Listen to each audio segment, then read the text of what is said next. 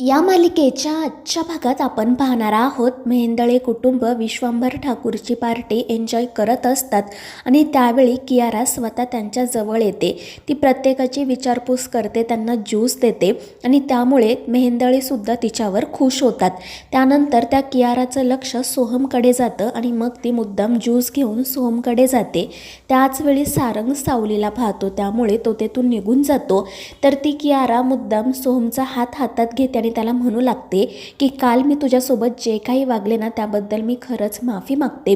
तर सोहम म्हणतो की ठीक आहे, काही हरकत नाही.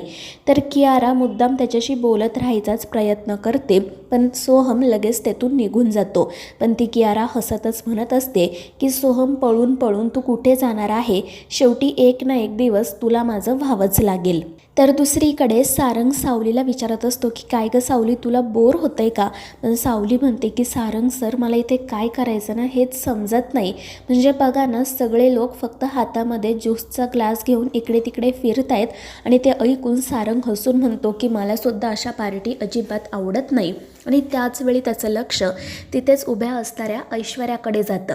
ती या दोघांकडेच पाहत असते, म्हणून मग सारंग सावलीला घेऊन दुसरीकडे निघून जातो. तर दुसरीकडे प्रीतम पारूच्या घरात रडत बसलेला असतो. त्याला सतत अहिल्याने त्याला घराबाहेर काढलं तो क्षण आठवत असतो आणि त्यावेळी मग पारू त्याला समजावत म्हणते की प्रीतम सर, तुम्ही प्लीज असं नका रडू. तर प्रीतम म्हणत असतो की पारू अगं मग मी काय करू? माझा ना विचार करून करून डोकं फुटायची वेळ आली आहे आणि तिकडे त्या प्रियाची काय अवस्था असेल याचा तर मला विचारही करवत नाही आहे. मला कधीच असं वाटलं नव्हतं की माझ्याच घरचे लोक माझ्यावर अविश्वास दाखवतील. आणि त्यावेळी पारू म्हणते की प्रीतम सर, मला खरं खरं सांगा, तुमच्याकडून काही चूक घडली आहे का? तर प्रीतम म्हणतो की अगं पारू, मला खरंच काहीच आठवत नाही आहे गं. म्हणजे मी त्या मोनिकाच्या घरी दोनदा तीनदा गेलो होतो, पण ती जे काही सांगते ना ते मला खरंच आठवत नाही आहे. पण मग असंही वाटतंय की ती मुलगी खोटं का बोलेल? म्हणजे प्रेग्नन्सी किती मोठी गोष्ट आहे, मग या बाबतीत ती खोटं का बोलेल ना? आणि ते ऐकून पारू म्हणते की प्रीतम सर, तुम्ही नका काळजी करू, आपण या सगळ्यातून बाहेर पडायचा काहीतरी मार्ग नक्की काढूयात. तर प्रीतम म्हणू लागतो की पारू प्लीज, फक्त माझी तू एक मदत कर, काही करून माझी आणि प्रियाची भेट घडवून आण, मला तिच्याशी बोलायचं आहे. आणि त्यावर पारू म्हणते की ठीक आहे, मी प्रयत्न करते. तर दुसरीकडे तिलोत्तमा आणि चंद्रकांत गप्पा मारत बसलेले असतात. ते दोघेही त्या विश्वंभर ठाकूरवर इम्प्रेस झालेले असतात आणि त्याचवेळी तो विश्वंभर ठाकूर स्वतः त्या ठिकाणी येतो. तो सगळ्यांची आपुलकीने विचारपूस करत असतो आणि तिलोत्तमा चंद्रकांतचे आभार मानत म्हणतो की तुम्ही माझ्या पार्टीमध्ये आला, ही खरंच माझ्यासाठी खूप महत्त्वाची गोष्ट आहे.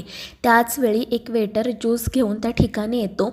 तर तिलोत्तमा लगेच चेहरा फिरवते, कारण तो रंगाने सावळा असतो आणि त्याने काळ्या रंगाचं जॅकेटही घातलेलं असतं. आणि ही गोष्ट त्या विश्वंभरच्या लक्षात येते आणि तो म्हणतो की एक काम कर, तू हे जॅकेट काढून टाक आणि इतरांना सुद्धा सांग. आणि त्यावर तोही हो म्हणत तेथून निघून जातो. तर विश्वंभर मुद्दाम तिलोत्तमाला म्हणू लागतो की मला माहिती आहे, तुम्हाला सगळं सुंदर, खूप सुंदर आणि नितांत सुंदर लागतं, अगदी माझ्यासारखंच. आणि त्यावर तिलोत्तमाही हसतच हो म्हणते. तर दुसरीकडे ती कियारा मुद्दाम सोहमच्या जवळ जाण्याचा प्रयत्न करत असते, त्याच्याशी ओळख वाढवत असते आणि त्याच दोघांकडे इशारा करत विश्वंभर तिलोत्तमाला म्हणू लागतो की मला ना या आजकालच्या मुलांचं खरंच कौतुक वाटतं. म्हणजे बघा ना, आज हे पहिल्यांदा पार्टीत भेटले आहेत, पण एकमेकांशी असं बोलतायत जणू काही खूप पूर्वीपासून मित्र आहेत. आणि त्यावर तिलोत्तमाही हसून हो म्हणते. तर दुसरीकडे सावली आणि सारंगला मात्र त्या पार्टीमध्ये खूप कंटाळा आलेला असतो आणि मग सारंगच्या लक्षात येतं की अहिल्याचं घर इथून जवळच आहे. आणि मग तो सावलीला सांगतो की आपण पटकन आदित्य आणि पारूला इथे बोलावून घेऊयात आणि कुठेतरी बाहेर फिरायला जाऊयात. त्यामुळे सावलीही खुश होते. दुसरीकडे आदित्य, श्रीकांत आणि अहिल्या एका मीटिंगबद्दल बोलत असतात आणि त्याचवेळी मग आदित्यला सारंगचा कॉल येतो. त्यामुळे अहिल्याला देखील आनंद होतो. ती फोन स्पीकरवरच ठेवायला सांगते आणि मग सारंग आदित्यला सांगतो की अरे, मी तुमच्या शहरात आलो आहे, घरापासून जवळच एका कार्यक्रमामध्ये आहे जर तुला वेळ असेल तर तू नक्की इथे ये, आपण भेटूयात. आणि त्यासाठी आदित्य म्हणतो की अरे हो सारंग, मी लगेच त्या ठिकाणी येतो, तू काळजी करू नको. तर सारंग म्हणतो की येताना पारूलासुद्धा सोबत घेऊन ये, कारण सावलीसुद्धा आहे माझ्यासोबत. त्या दोघी लहानपणीच्या मैत्रिणी आहेत ना, एकमेकींना भेटून खुश होतील. आणि मग अहिल्याने परवानगी दिल्यावर आदित्यही म्हणतो की ठीक आहे, आम्ही दोघे थोड्याच वेळात त्या ठिकाणी पोहोचतो, तू मला लोकेशन पाठव. त्याचवेळी मग पारूसुद्धा त्या ठिकाणी येते आणि आता आपण सावलीला भेटणार आहोत त्या कल्पनेने तिलाही खूप आनंद होतो.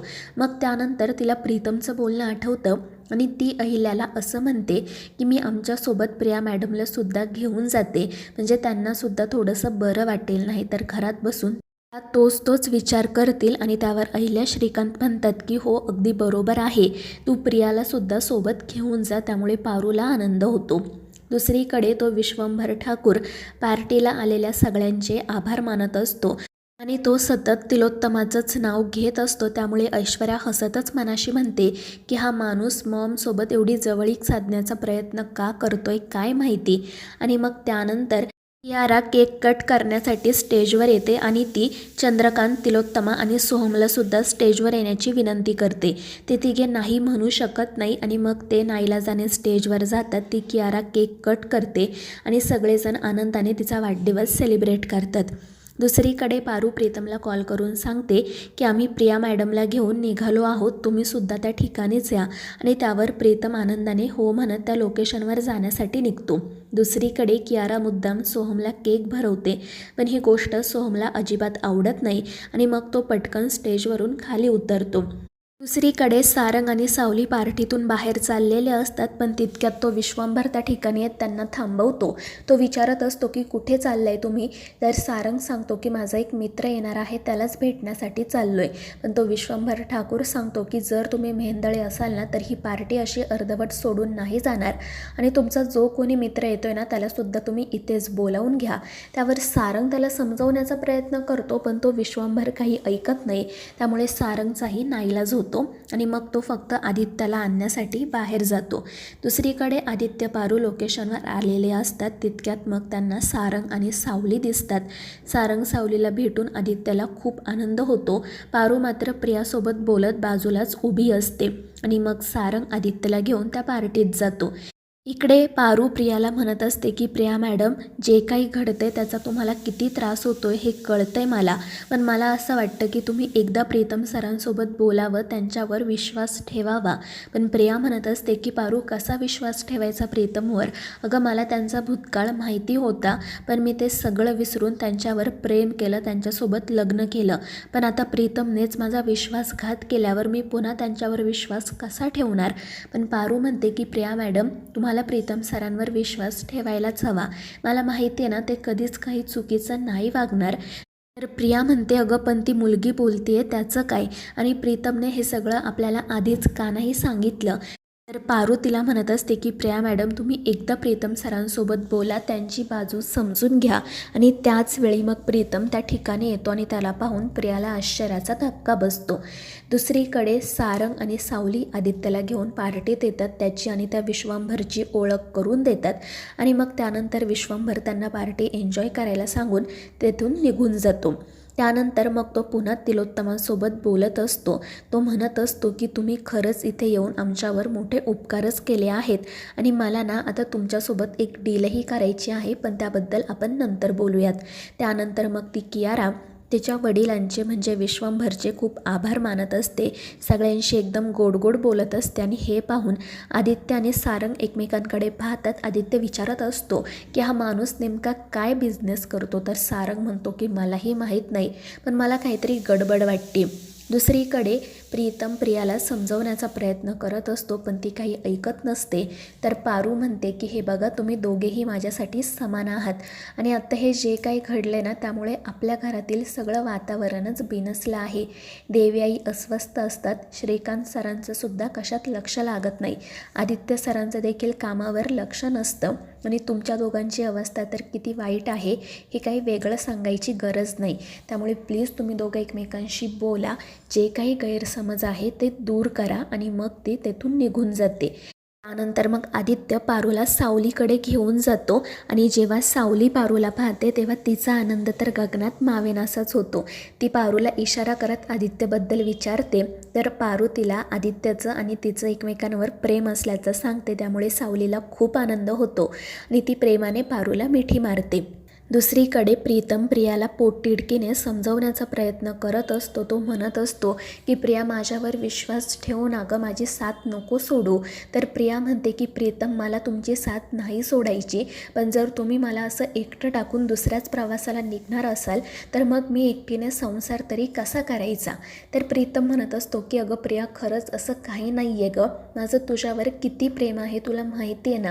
आणि त्यावेळी प्रिया म्हणते की ठीक आहे, मग तुम्ही माझी शपथ घेऊन सांगा की त्या मोनिकाशी आणि तिच्या पोटातील बाळाशी तुमचा काही संबंध नाहीये, तुमच्या हातून कोणतीही चूक झालेली नाहीये. मात्र प्रीतम शपथ घेतच नाही, कारण त्याला काही आठवतच नसते आणि या गोष्टीचा प्रियाला खूप त्रास होतो. ती म्हणते की प्रीतम, मला माझ्या प्रश्नाचं उत्तर मिळाले आणि ती रडतच तेथून निघून जाते.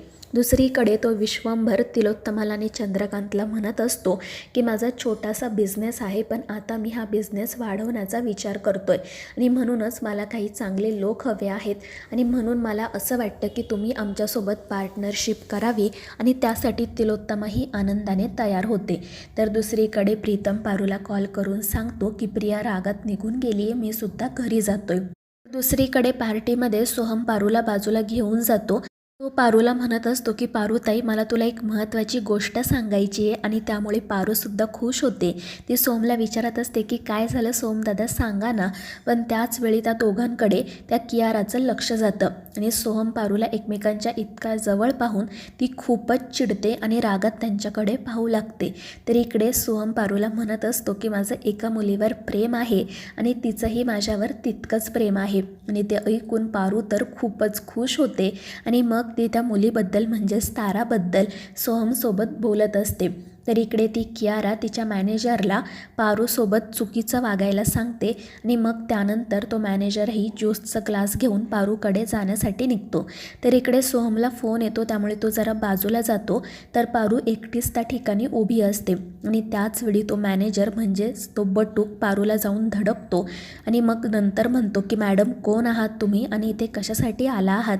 ना तुम्हाला कपडे घालण्याचा सेन्स आहे ना वागण्या बोलण्याचा. आणि मग तो पारूकडे पार्टीचं इन्व्हिटेशन कार्ड मागतो. पारूकडे तर ते नसतेच आणि त्यामुळे त्या कियाराने सांगितल्याप्रमाणे तो माणूस पारूचा खूप अपमान करायला सुरुवात करतो. तो असंही म्हणतो की ही पार्टी भिकाऱ्यांसाठी नाही आहे, त्यामुळे पारूला खूप वाईट वाटतं. तर ती कियारा हसतच हा सगळा प्रकार पाहत असते.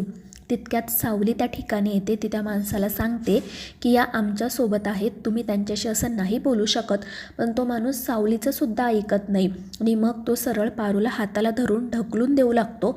पण तितक्यात मग आदित्य, सारंग त्या ठिकाणी येतात.